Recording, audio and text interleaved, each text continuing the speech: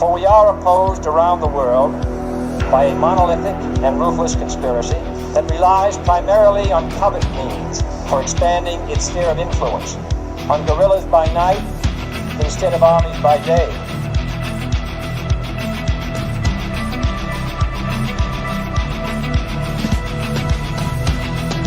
On infiltration instead of invasion, on subversion instead of elections. If I were the devil, I'd take from those who have and give to those who wanted until I had killed the incentive of the ambitious. Violence and vandalism is being led by Antifa and other radical left-wing groups who are terrorizing the innocent, destroying jobs, hurting businesses, and burning down buildings.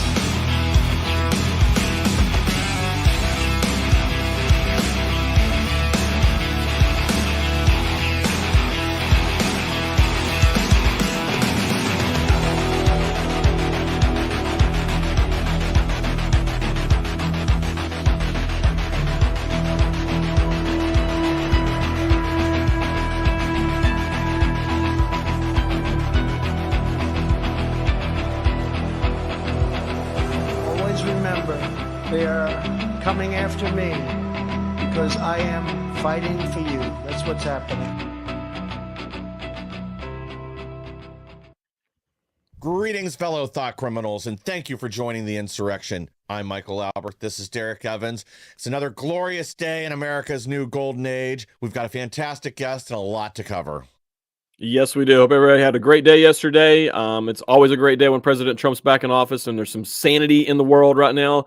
As always, guys, like, share, subscribe, whatever platform you're watching on. If you're watching live, hop in the comments. Read all the comments. I'll do my very best to give you guys a shout out. You guys really helped shape the show with that. And I'll kind of like this. We got Kelly Song over here in the Rumble chat, and we already got Thaddeus popping off over here in one of the X chats. We really appreciate you guys. We have an awesome show lined up for you guys. We have an awesome guest. So without further ado, Miss Erin Lee, welcome to the show. Hey, thanks for having me, guys. Well, thank you for joining us. And if you could kind of give our audience a little background, who you are and what brought you here today. Yeah, well, prior to 2021, May of 2021, I was kind of your typical virtue signaling, leftist leaning, politically disengaged millennial white woman who voted for Democrats. And then the trans agenda struck my home. We sent our daughter off to school, 6th grade. This was 2021. So it was the height of COVID. We had just moved to a new town. She's a shy, quirky, interesting kid and hadn't made any friends. And her art teacher asked her to stay after school for art club. But when she got there, she learned it was actually GSA, or Gender and Sexuality Awareness Club. And the teacher had invited in these outside predators who target kids as young as 2 in our community with gender ideology through their organization called Skittles and Splash. They talk to the kids about, if you're not comfortable in your body or if you're not fully comfortable in your biological sex, that means you're trans. And what 12-year-old girl at the height of COVID who has no friends is fully comfortable in her body? So of course she adopted that label. So they gave her toys, swag to correspond with her new trans identity. They talked to her about concepts like polyamory, how to medicalize without parent knowledge or consent, how to get puberty blockers, top surgery, gender affirming care letters right there in her middle school. She was in 6th grade. They repeatedly told the kids parents aren't safe. You don't have to tell your parents about this meeting. The teachers connected the kids with these predators online on Discord and WhatsApp. They gave out her cell phone number to my daughter. And as she left the room, her teacher even pulled her aside and said, remember, you don't have to tell your parents. So we're lucky that she came home and did tell us what happened. But it was clear that from years of subtle grooming with this ideology through pronoun conversation, through reading assignments, then this 2-hour meeting with these predators, our daughter really believed she was a transgender boy. And we didn't know how to help her. And that sent us on this dark spiral into a whole year of just trying to get her through this darkness and confusion. We took her to a therapist here in Colorado thinking we don't know how to help her. right? Of course, we're going to get some help. And we learned the hard way that they passed a law here in 2019 that says therapists must affirm all gender confused youth. If they question the confusion, they can lose their license and be fined. And so therapy made her worse. It actually spun her into suicidality, and she left us a suicide note about 6 months after the club. But the reason I speak up now is because we're one of the lucky families that did get her through it. After about a year, she started to come out of the darkness. We started to be really blunt in our conversation about the issue. We never affirmed. We removed all the toxic influences, the school, and then they sent CPS to our home. Of course they did. The internet, the phone, the friendships, and we got her through it successfully. But what I've learned since speaking up is that this is a pervasive issue. There are thousands of families like mine across the country. They're afraid to speak up, but there's someone in every school, in every community who is going through this with their child. It is such a common issue. So That's why I have begun speaking up so loudly. Well, first of all, I rarely do this. I mean, I don't even know if I've ever done this, but during a live show to actually ask the audience to actually share this out. And I'm doing that because I want this story to get out there. I want Aaron Lee here I want more people to hear this story. This is absolutely unbelievable right now. I got to give some shout outs really quick to Sean in the Getter chat, Obliviously, and Hedeline in the Getter chat as well. We got Dan Dreyer in the Rumble chat. Austin, Nicole Cracker, and some others in the X chat we'll get to later. Miss Aaron, how long had this been going on before you became aware of it? Just out of curiosity. One meeting, 1 2-hour meeting with these predators. But like I said, when I started to dig in, I learned the power of public record requests. I started looking at the curriculum that my child had been exposed to. And I started to have parents reach out with assignments and say, hey, did you know this is being assigned? And I would look into it. And like, for example, the book George was assigned to my daughter at 11 years old in her 6th grade reading class. And it's a book all about transgenderism, a boy who talks about pornography, cutting his private parts off, kissing other boys, wearing girls' underwear.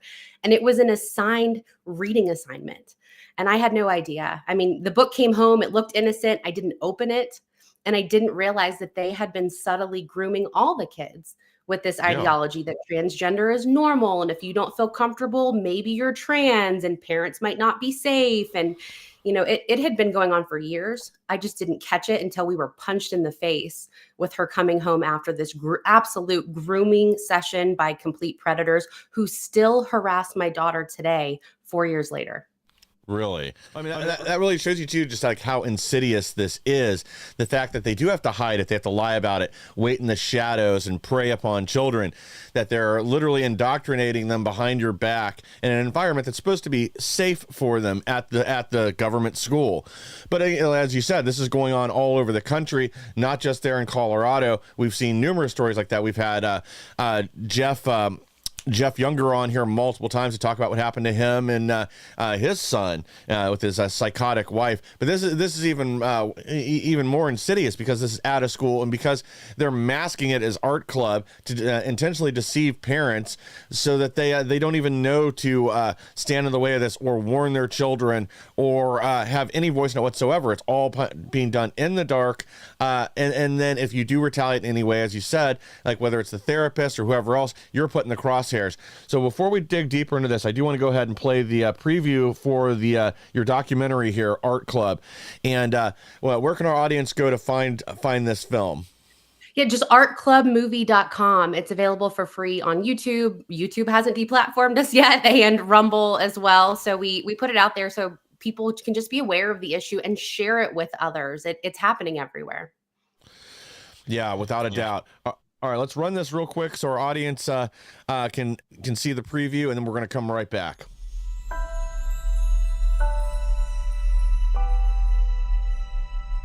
I kind of realize now that I had been indoctrinated myself into thinking that this could be real. I was a product of the society we live in now where everyone thinks that this is completely normal, that people can be any gender they want.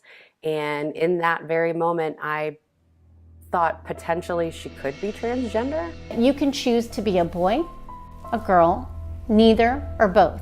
The pronoun question is a direct attack on the nature of creation and the nature of God. We set them up and say, if you don't go down this path, you're going to commit suicide. We're going to lose our country, we're going to lose our freedoms, we're going to lose our families, we're going to lose everything.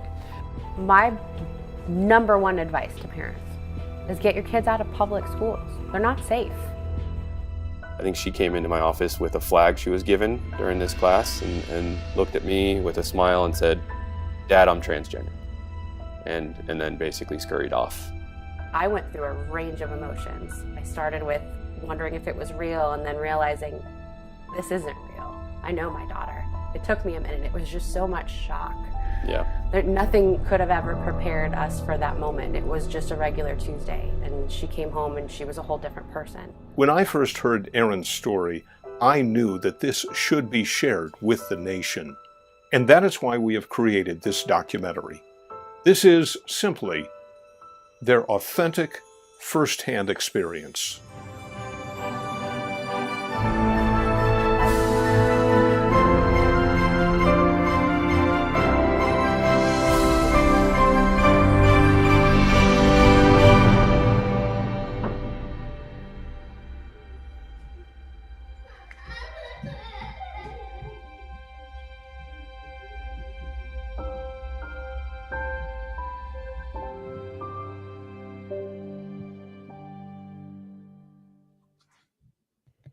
Unreal. Wow.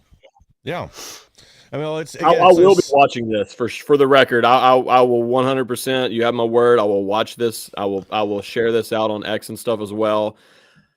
It's heartbreaking. I see the emotion on you right now, even looking back on this. So look, a couple questions. Number one, how old was your daughter when this took place, and how long ago was this? And then I guess my third question, and I'll try to get some audience questions in a minute as well, you guys in the comments there.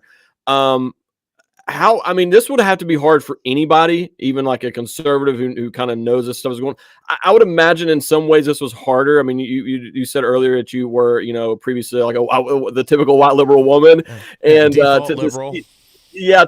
For this to happen. So in addition to everything you're dealing with as a parent with this taking place to your child, you're also faced at the exact same time, which I think is difficult for anybody as well, of everything that you personally thought ideologically and politically and everything also came crashing down at the same time. So I would imagine there were just a ton of emotions that you and your family were going through throughout this. So if you don't mind, could you kind of share a little bit about that? Yeah. So our daughter had just turned 12 when this happened. And she was, there's such a range of 12. She was so innocent. That night that she came home, slept with a teddy bear. She asked me to make her macaroni and cheese for dinner. And then she slept with her teddy bear. Like, she was an innocent baby. And my husband, we talk about it in the film. And I'm so glad that my husband participated. He's a shy engineer. He does not want to be on camera, but it was so important for the world to see us as a partnership coming together, because if we hadn't have banded together and been in lockstep throughout getting our daughter out of, it's a cult, getting her out of this cult, I don't know that we would have been able to free her. So that, in my opinion, he's the heart of the movie. He's the most powerful perspective, because you don't hear from a lot of dads. But our world kept crashing down. We talk about sitting in the bathroom crying all night, and then also not wanting our daughter to know that we were so upset and so hurt and so scared, because she was already going through something, and we didn't want to attach stigma to it and make it worse. And so we were conflicted. We were trying to reconcile what had happened. When we started to get answers about who was in the classroom, who these predators were, it just got worse and worse. We went to the school and thought, okay, surely they're going to agree with us this was wrong. There should not have been a secret sex club. There should not have been unvetted predators having these conversations with our child. And what we learned was that they were proud of it, and they didn't expect us to find out.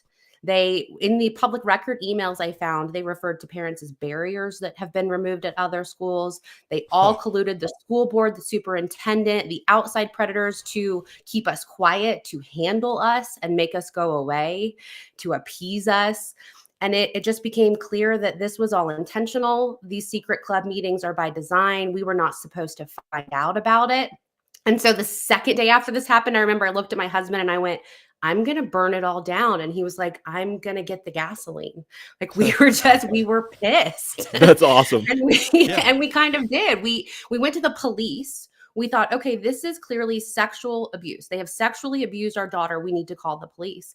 And because we could not prove physical touch or exposure of body parts, there was nothing that they could do.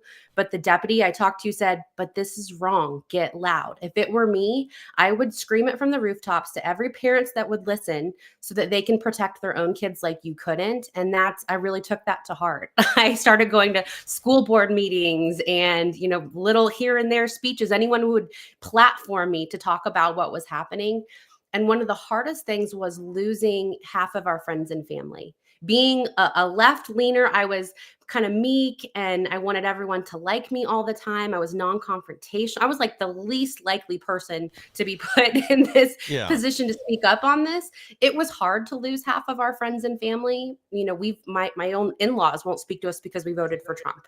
It's insane that this is the position we're in, but I'm just fully okay with, at this point, not being liked by the world. That doesn't matter to me. These are people you thought were your friends, just to correct you. They were not your friends, obviously. You know what I mean? And props to you guys. I mean, it's absolutely amazing. And it's amazing how God calls certain people to do things when you least expect it. And you guys were obviously not expecting any of this. And you guys have rose to the occasion, and just absolutely incredible story.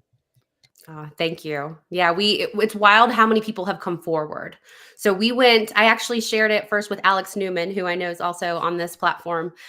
He was the first journalist he was like, Erin, this is probably going to blow up. And I was like, well, Alex, I've never heard of you, so probably not. And again, I was a leftist at the time, and it did. It blew up. Like, I went to Tucker Carlson and Glenn Beck. And in doing that, families started coming out of the woodworks. 4 families just in that art club alone who did not know that their children had been attending for a year because their children followed the rule that you don't tell your parents. My daughter broke the rule because she trusted us.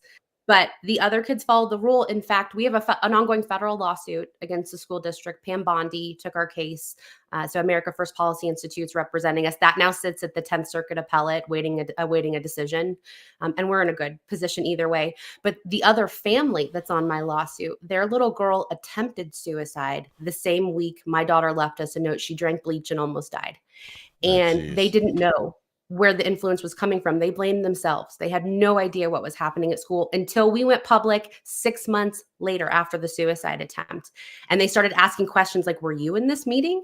Did you see these people? And they pieced it together. And it's just insane how many families had been affected and had no idea until we started speaking up. Yeah. Well, I mean, I think you really nailed it earlier. Like, this is a cult, and it's a cult ideology. And again, I just want to emphasize the fact that they speak of parents as being barriers and try to hide this from you, encourage or demand really that the students don't talk about it, don't discuss it with their parents, don't intervene. And the fact that they have the laws stacked against you.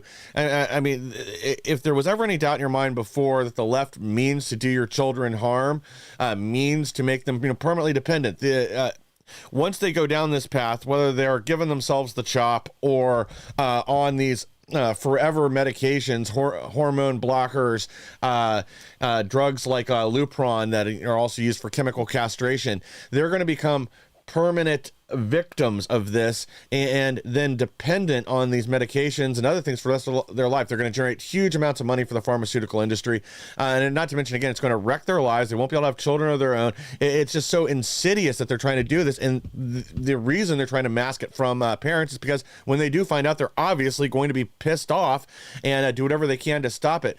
Now, one of the questions I have is, who were these outside predators, as you call them? And yeah, no doubt about it, that's exactly what they are. Who were these people that they brought in for this meeting? And is there any way to go after them? Because I understand, like, right now the schools are protected from prosecution from showing children these pornographic images due to essentially misusing laws that are intended to allow older students to be taught like biology class, things like that, so they can be showed images that would otherwise be illegal in an educational setting. That law has now been used, abused, and twisted into putting these perverted books in the classroom and giving kids access to them. So who were these outside individuals? Is there any chance of going after them since they don't actually work for the school district? I'm so glad you asked because I name names. Well, first and foremost, we are going to continue going after the school district. I believe we will make an example out of them. And we've paved the way. We filed our lawsuit over 2 years ago now. We've paved the way for other families to follow suit. Mine was the first of its kind in Colorado. There are now 4 lawsuits like mine against 4 different school districts. So we are going to continue hitting the school district for their role in this. But the people in the classroom, the woman's name is Kimberly Chambers, and her organization is Skittles for 2 to 10 and Splash for 11 to 24. And NOCO, that's Northern Colorado, Safe Space for adults. She trains businesses. She works for the county health department. She's a substitute teacher in the Tri-County area. She's a caseworker for foster kids in 3 different counties. She has publicly, proudly proclaimed that she's called CPS on dozens of unaffirming families. We have missing children in the community that the sheriff's department will not handle. We have a little girl who's been missing since October 2023 that they know this woman has trafficked, and she is still missing. I've talked to parents who have had their kids kidnapped but have recovered them and can confirm that it's what I call the classroom to trafficking pipeline. There's also a classroom to clinic pipeline. That's the goal. Yeah. Right. And so my daughter was put on this conveyor belt, and we removed her the day she was put on it. But the end goal is medicalization, even if we have to forcibly remove the children from their loving home in order to make it happen. And that's this woman's goal. They are a trafficking organization, and she is protected by the sheriff's department, the county, the social services system. Pat Stryker, who's one of the main funders of the transgender movement, lives here in my town. That's who funds her nonprofit organization. So she's well insulated, and the harm continues to happen to kids in my community. Man, Absolutely. man, oh man. It's unreal. Yeah, and it's absolutely disgusting. We got to take a quick break here from our sponsors, and then we're going to be right back with more, so stay tuned. I hear every day about the products you all wish MyPillow carried. Well, guess what? We probably do. Slippers, bathrobes, pet beds, blankets, mattresses, sleepwear, loungewear, duvets, comforters, pot holders, aprons, oven mitts, and so much more. And they're all on sale. For example, get our best-selling standard MyPillows for only $14.98. Body pillows, $29.98. 6-piece bath towels or kitchen towel sets, just $29.98.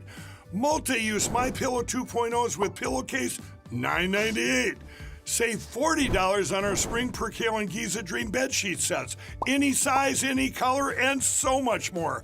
So go to MyPillow.com or call the number on your screen. Use your promo code to save up to 80% on all MyPillow products.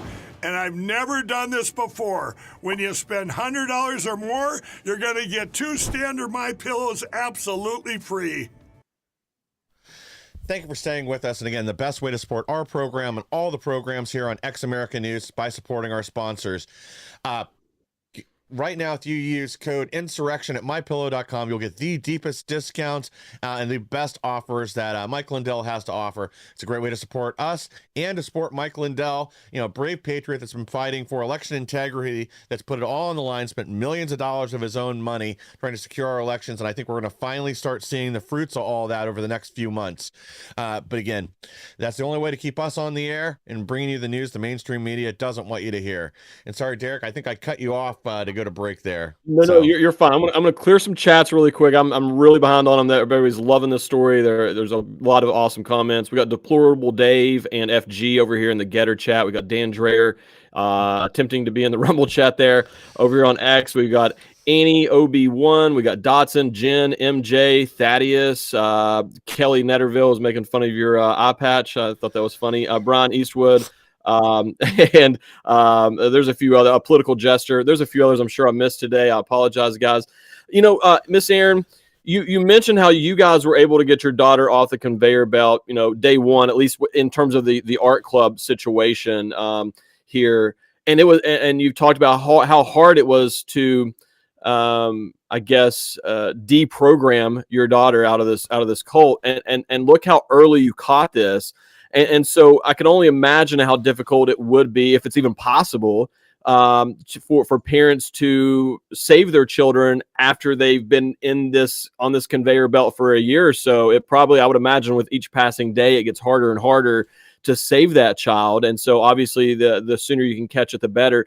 any teacher or any adult for that matter in general who is with a child who's not theirs especially, and they say don't tell your parents, that is automatically a red flag. Like that automatically is. And I'm glad you said that, because now I'm going to have a conversation with my children, and I'm going to let them know if anything ever happens and somebody and another adult tells you not to tell me, it's your job to tell me. And I never would have thought about that conversation had you not said this. But that's going to be something that I'm going to really instill in my children moving forward.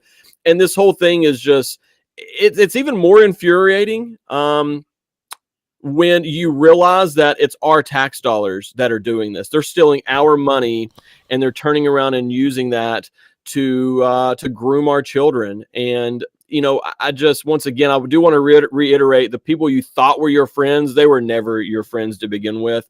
And thankfully we were able to cut those people out of your life. You're able to save your daughter. So kind of where are you guys at now? How is she doing? How is the family? Like where are you guys kind of at with all that sort of thing? And then I guess, other than taking your kids out of public school, what's the biggest lesson you learned throughout this whole journey that you could pass on to other parents? I'm so glad you asked that. We're great now. My daughter just turned 16. She's completely desisted. We call her Grandma Spock. That's her nickname, because Awesome. she's such like precocious, intelligent, always very emotionally intelligent, which is why it's so wild that this happened to her. She's the last person I could have ever thought would be captured by this cult. But she's doing great. She fully understands what happened to her. She's funny about it. So her groomer made a hashtag of her name that they post these disgusting, violent things to my daughter online.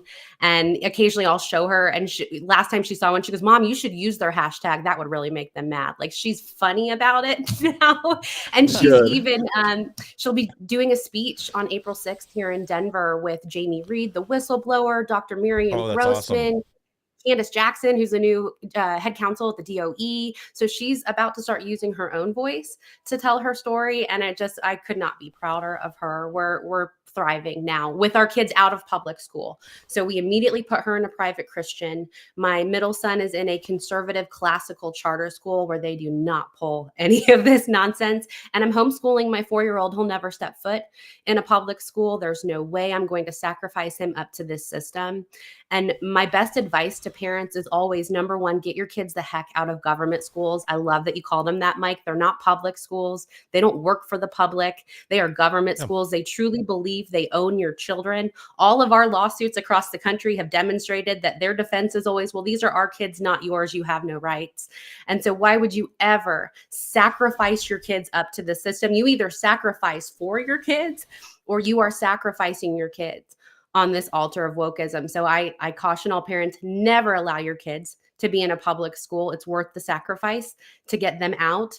But to your point about conversations with your kids, I want to give some practical advice to parents, along with get them out of school. Don't give them a cell phone, monitor internet time. 4 things I tell my younger sons. They were newborn and 6 years old when this happened to my daughter. We had a newborn at home. So it was already a stressful time in our family. And I struggled with, like, I've got to prepare my kids for this. It's on Blue's Clues. It's on billboards. Gender ideology is strangling our society. It's inevitable. They'll be exposed to it. So I tell all parents 4 things. 1, teach your kids trusted or safe adults don't ask you to keep secrets. Doesn't matter what the secret is. If they ask you to keep a secret, they're not safe. 2, no one should ask you to label yourself. You don't need pronouns. You don't need a political party. You're a kid. You have time to figure it all out. 3, trust your instinct. If something doesn't feel right, it probably isn't. And you have the authority to remove yourself from that situation. And then 4, God made us all perfectly. He doesn't make mistakes. There is only male and female. You can't change it. And there's no wrong way to be a boy or a girl. And so I speak these things over my kids early and often. And I encourage other parents to do the same. I can't thank you enough for that. I mean, seriously, I get emotional thinking about your story. I've got 4 kids. I got 2 girls and 2 boys, and my heart breaks for anybody who's going through this. And this is truly something that keeps me up at night, because to your point, it's everywhere.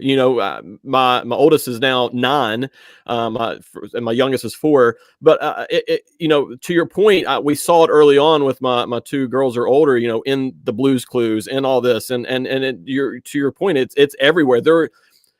Before our kids started watching these things, I was like, we're just not going to to associate with those things. We're not going to be around those things, but it's impossible. And I think that parents, the sooner they accept the reality that this is everywhere and your child is going to be exposed to it, I think is a better way of handling it, as opposed to pretending it's not there or that you are somehow preventing them from knowing about it. And then they do, you don't have these conversations. So I've been struggling with, like, how do I, speak this into their terminology, if you will. So I love those 4 points. I'm actually going to go back with my wife tonight. We're going to watch this 30 seconds right here of you saying that. I'm not even joking about that. I have a really good comment from Dotson over here in the X chat from earlier. Dotson says, this is so dangerous. I was a tomboy growing up, only a tomboy who liked to kickball. Thank God there wasn't this indoctrination crap back then. And I think about that often too, of how many girls I went to school with who played sports, and, especially as a kid, and they were playing sports with the boys, out on the playground and everything. And I could only imagine today, if that were to happen, that you've got some whack job over here who's like, oh man, there's the person to prey on. I'd imagine that they look for these things in that aspect. What have you kind of learned along the way that these people do? Like, how does it start? Like, what are the early, what would you, I would consider you an expert at this point. What would you consider some of the early signs that a parent should look for in terms of maybe some of these things, to ask some questions to see if some of these things are going on without your knowledge? What's so crazy is I was a tomboy, so I would have absolutely fallen into this, but my daughter wasn't. She was a very feminine little girl. Again, the last person I ever thought would be taken by it. And so my best advice is keep communication really open. Be having honest, open conversations every single day with your kids. Be thorough about what happened at school. Be thorough about what are your friends doing. Don't allow them online. Don't allow them to have a cell phone, at least not before they're driving. Kids do not need a pocket internet device. It is so dangerous. Agreed. Video games, I caution parents that, we have the Nintendo Switch and that's it, because it stays offline and they're not chatting with people in Discord and these various chat channels where nefarious things can happen. So, the main thing is don't put them in the public schools where this can happen. Don't allow them online where this kind of thing can happen, and just have really open, honest conversation. We were really young when we had our daughter. We talk about that in the movie. We were 21 and she kind of grew up with us. And so we had this really uniquely open, not a friendship relationship, but just really open dialogue with her. And that's why she felt so safe telling me what had happened to her at school. And so parents have got to develop that relationship early so that your kids will truly tell you anything. Make sure they know they can tell you anything and you're not going to punish them for something that they've experienced or are feeling or are going through. So open conversation is the best. I also, want to tell people that it's primarily adolescent girls who are dealing with this. There's actually, I've got it back here. There's a great book. It was the first book I read when all this happened, called Irreversible Damage by Abigail Schreier. And it talks about how, 50 years ago, it was like 0.01% of the population, and it was all adult males. It was autogynephilia. It was a sexual fetish that they wanted to be women. And now it's 99% adolescent girls who are going through this. Why? Because puberty sucks. Mm-hmm. No girl enjoys going through puberty. And these predators know that, and they capture them when they are at their most vulnerable. So be especially cognizant of your adolescent girls starting puberty, or your late teen boys who are playing video games. Those are the two categories of kids that I see most often, is like 18, 19-year-old boys just heading off to college who are deeply into role play video games and anime and alternative, art. What were the really? I'm so sorry, Mike. I appreciate you letting me. I have so many questions. This is fascinating me. Take it away. Yeah, I'm so sorry. I'm enjoying this conversation. I would be having the same conversation whether we was live on the air or not right now. If I ran into her at an event somewhere, I'd be asking her these same questions. What were those apps again? I know Discord was one, and so for me, there's no reason for a kid to have access to that, especially when these things are going. So what can you list some of those apps again, just so like a parent could know? It's like, if they have Discord, like there's probably, that should be a flag of some sort. There's nothing good going to take place for a 10-year-old child to be on Discord. So Discord, or were there any other apps that parents need to be aware of? Well, Discord and WhatsApp is where the teachers connected my daughter to her predators in their secret chat rooms. The other one is the Trevor Project, that's heavily promoted by school districts across the country, Trevor Chat, which has a quick exit feature. If your adult an adult comes in the room, and it's literally like a pedophile playground for these people to come in and prey on kids. And our school districts are heavily promoting that to the kids. So those are the three main ones. But like I said, really any video game chat, I would be really, really skeptical about. And also deviant art.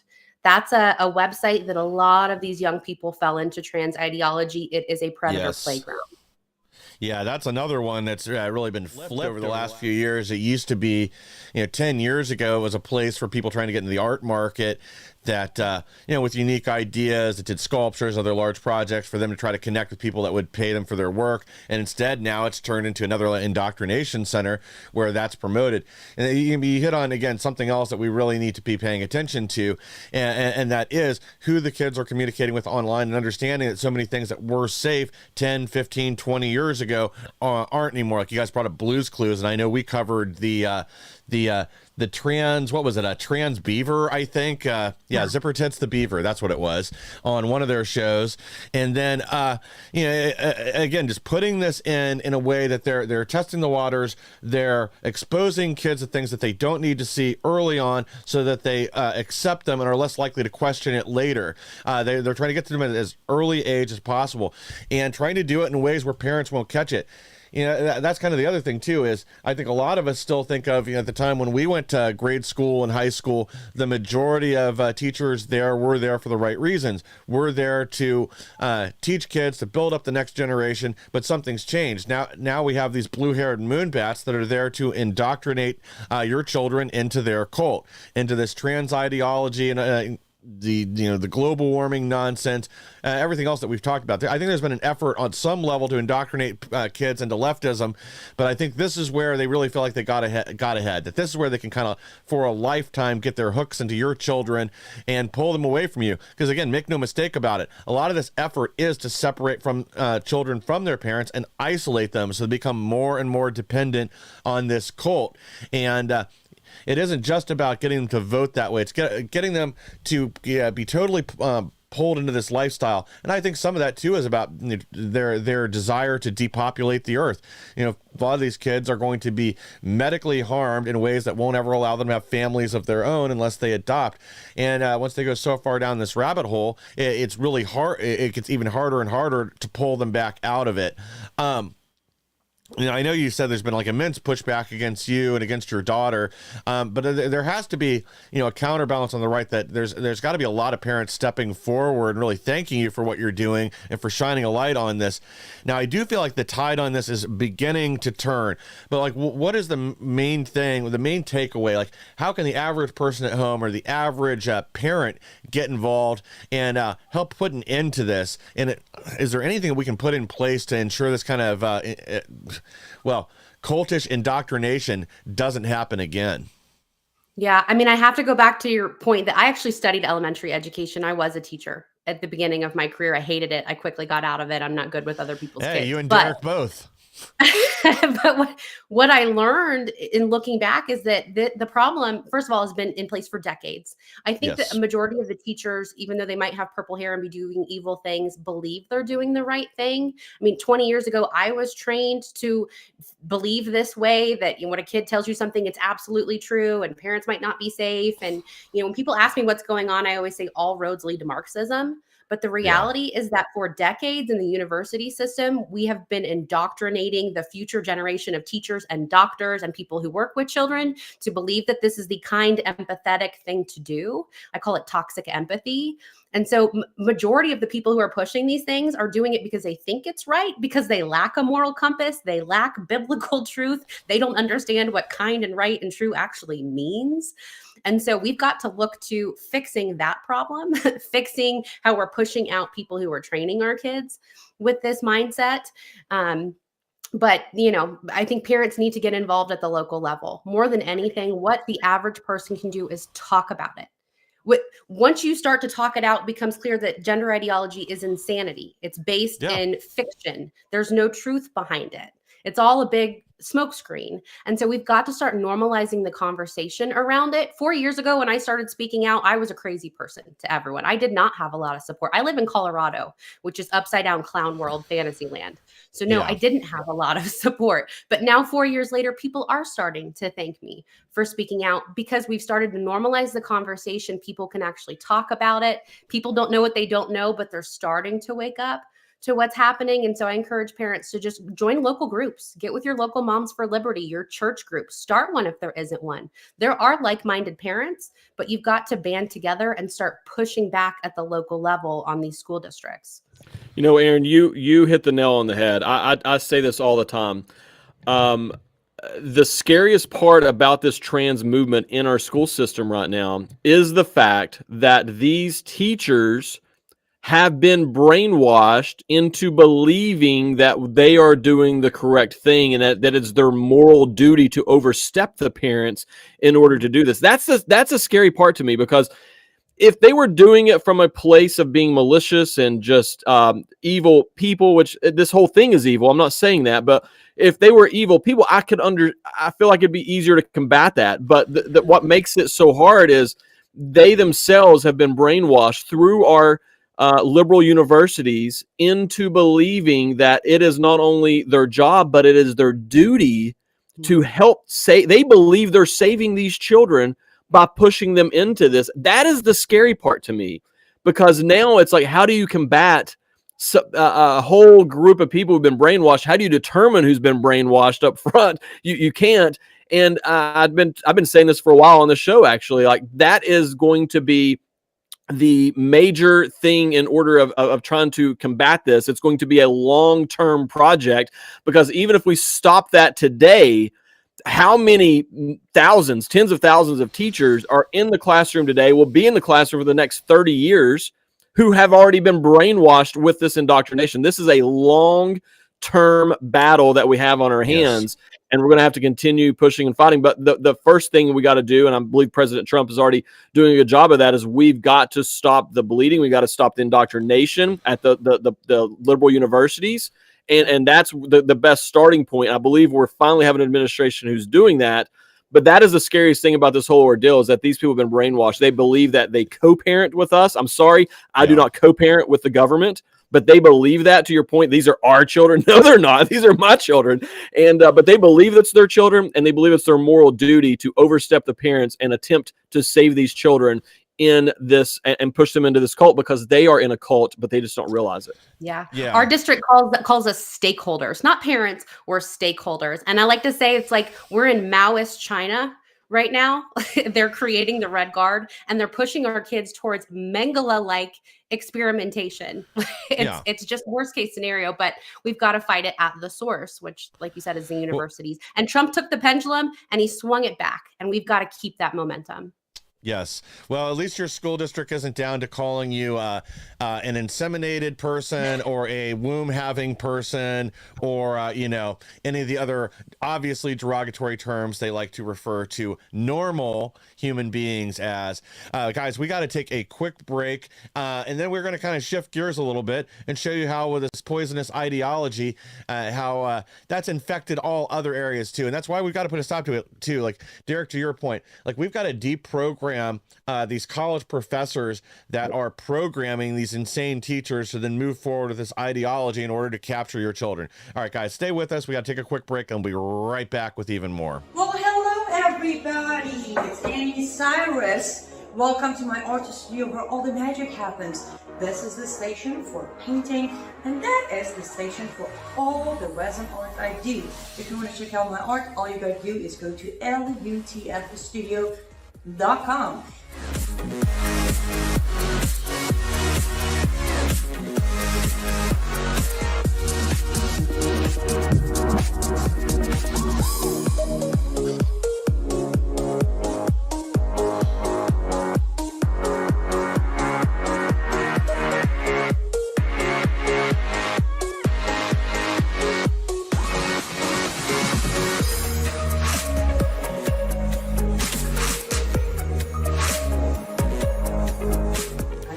Finish this painting, but I'm sure, or at least I hope, I'll see you at lutfstudio.com.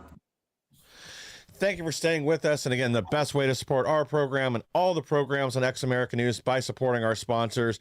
We wouldn't be able to bring you most of the programs we offer here on X America News that weren't for all the hard work that Inaz Annie Cyrus does behind the scenes. So go to lutfstudios.com, buy yourself a unique handcrafted piece. It'll be one of a kind, something you can treasure and pass on as an heirloom gift to future generations. All right, guys, I want to get into just a couple other stories here before we run out of time. Give me 1 second. I got something weird going on with my screen. Man, it's always something. I do want to say, apologize to our audience. It's normally on X America's Rumble. I don't know what's going on. We had everything linked up before we went live. Something happened, and I don't know why it's not playing out there now. And I've tried a few things, and I guess we'll just have to load the program on there later. So if you are a Rumble user, we will get that program or this episode loaded on there later today. But guys, I want to get to this headline. Judge orders Bureau of Prisons to return transgender inmates to women's facilities, reversing Trump's protective order. Well, I'd like to issue a correction to the Gateway Pundit, friend of the program. But what that headline should say is judge orders women inmates raped, because that's exactly what's going to happen. If you put all these predatory men confused, well, I don't even like saying the word confused. Yeah, they're just mentally ill predators in a women's prison. You're going to end up with more women inmates who, again, are already suffering while they're in prison. And I understand, like, they're there to be punished for the crimes that they committed, but they don't deserve to be abused, raped, and everything else. But I guess this judge disagrees. This was an election winning issue, right? I think one of the reasons that Donald Trump won was she's for they, them, not for us. It was the prison issue. It was the girls' sports issue. Like, the girls' sports issue is an 80% issue amongst Americans. The New York Times came out with a poll and said even 65% of Democrats agree that men cannot become women and they don't belong in women's prisons and sports. So, they are getting this issue wrong. And I hate that so many people are being harmed in the process, but it's only going to further win elections for conservatives if they continue to push this. It's a losing issue for them. Yeah. Oh, yeah, 100%. And, we're really seeing the effect of that. Sorry, Derek, did I cut you off? No. I was. There was a lot of people in the chat want to know where to watch the movie. I was putting it in there, then they can't copy it, so I was posting it as a reply on to this episode so people could watch it. There's a lot of people wanting to watch this the Art Club movie, so I was trying to help them out and get that out there. We were talking a little bit off air. I mean, the thing with this whole prison thing is just, I mean, it's unbelievable. I know most people haven't been to prison. You guys all already know my story. I was there for January 6th, and I just can't imagine. I mean, it's already stressful enough being in prison. Whether you deserve to be there or not is irrelevant. I mean, it's a stressful situation. The inmates run the prison, and when you put a biological man in that pod with these women, first of all, we already know that there's been multiple who've been raped while they're in there. But even outside of that, let's just say that this is a trainee who's no intentions of raping anybody. It is still a terrible environment and situation to put a man in there with these women, because the stronger, the meaner, whoever, those people run the prison. And so now they have to be aware of, if I don't do what this person says, if he by the way, if he asks me for my milk, I have to give him my milk or he's going to break my jaw, sort of thing. Because even a smaller man can defend themselves against a larger man, but a smaller woman cannot defend herself against a biological man in that situation. And there's no, to put this in perspective, guys, in the place where I was held, there was around 100 guys in this dorm, I guess, if you want to call it that.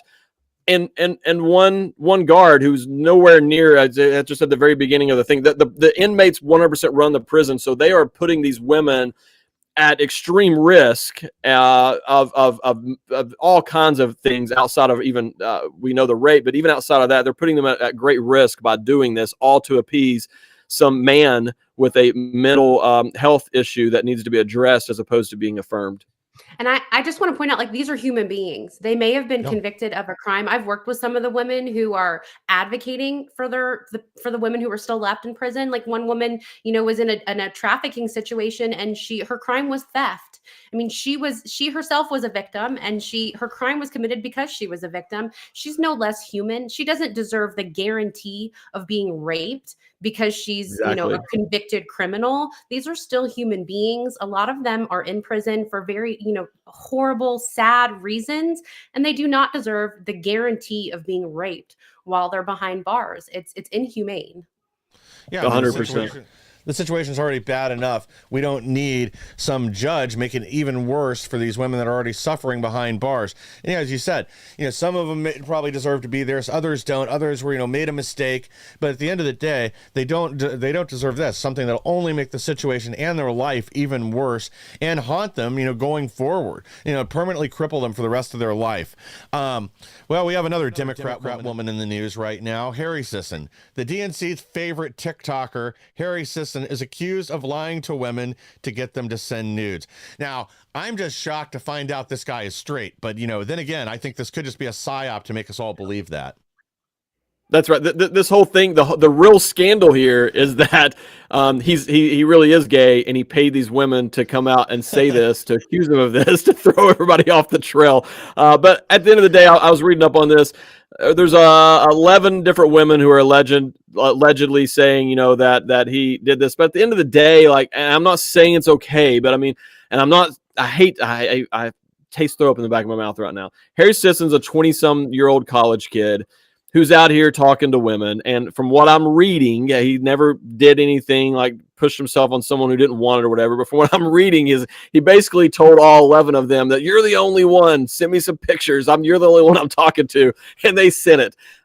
You know, is it wrong? Yeah. But I mean, I don't think the guy should have his life ruined over it. You know what I mean? If all this is true, you know, I don't think the guy should have his life ruined over it. I guess is where I'm coming from. I have a different place in my heart for people.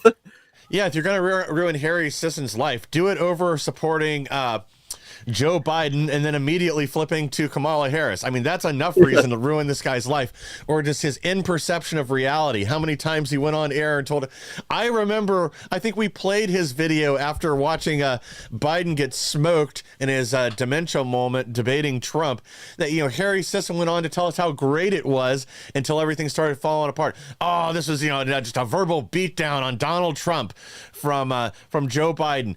I mean, this guy is nothing but a tool. He's a mouthpiece. He'll say whatever they pay him to say. He doesn't care. But, you know, again, this just shows who he really is behind the scenes. So when he's out there talking about women's rights and supporting all women and believing all women, it just shows you this guy's nothing but the same kind of little pervert all these leftist feminist men really are behind the scenes. But, you know, again, we already knew it, but I guess now we have proof. I do need to add one quick disclaimer, because I obliviously brought up a good point in the Getter chat. It depends on their age. I said what I said, assuming that all of these girls were above age and legal age. So I do want to specify that if he was interacting with underage girls, then you know, stick it to him 100%. So I just wanted to clarify that. I just think he's a media whore, so it almost feels like he did this on purpose for attention for himself. And also, I wonder who the pictures are actually for, because I don't believe that he enjoys looking at women. So I'm with you 100%, without a doubt. That's hilarious. Probably not. Yes, he's this is probably just air cover for his boyfriend, whoever that might be right now. Well, we got a few more pieces of good news. We might as well cover these. Governor DeSantis offers a solution to dealing with activist judges who are trying to block Trump's agenda. And again, I think this is brilliant. You know what? Eliminate their districts, cut off their funding. If they're going to play games like this, we can play games too, but it's going to be up to Congress to do something about it. I mean, it's become very clear, especially again with this ruling we just covered from this morning. These judges are not concerned with either the rule of law, the powers as designated by our Constitution, or with you know, fixing a real injustice in the law. They're there just to be political tools and to throw a wrench into what the American people clearly want, which, as you said earlier, Aaron, 80% of Americans do not want men participating in women's sports. They don't want men in women's prisons. They want to go back to general gender norms, things that we've known were basic biological truths for centuries, for millennia, going back to the beginning of time with humans. You know, I love how these professors and academics like to pick some weirdo case out of some town in some village nobody's ever heard of 1,000 years ago, where there might have been a woman in a man's role, or even just misinterpreting obvious evidence. Like I read this whole article months ago about where they were digging up this Viking graveyard and found a woman buried with a sword. And said, oh, maybe she was a transgender Viking warrior. No, she was buried with her husband's sword. He probably died in a raid somewhere overseas. They brought it back. Then when she passed away, she wanted to be buried with that relic.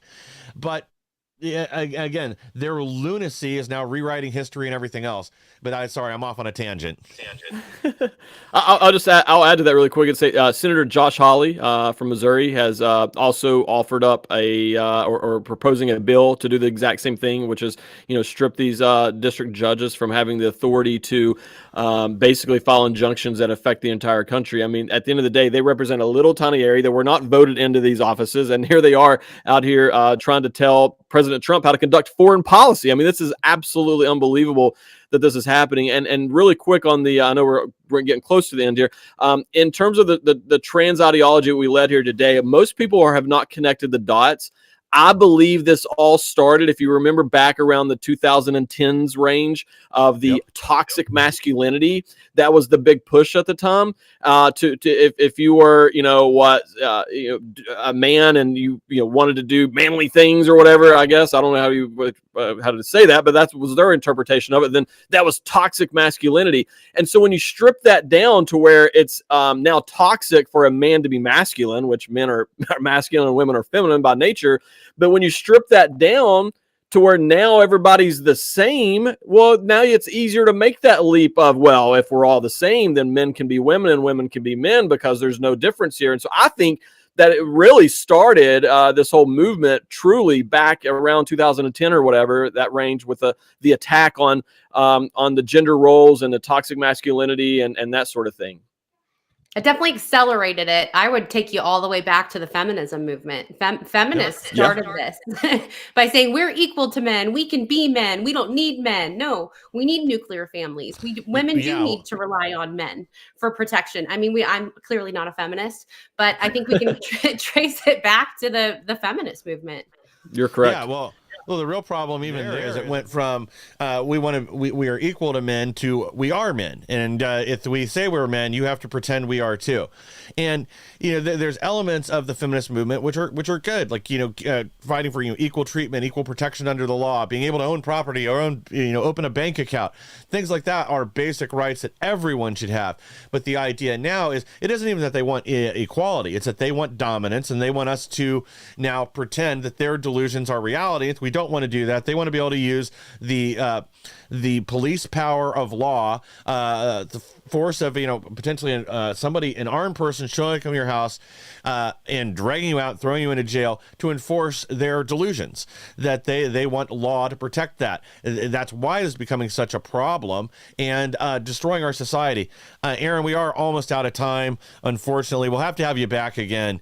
What is the best way for our audience to find you? And one more time, could you give them the web address where they can see the Art Club movie?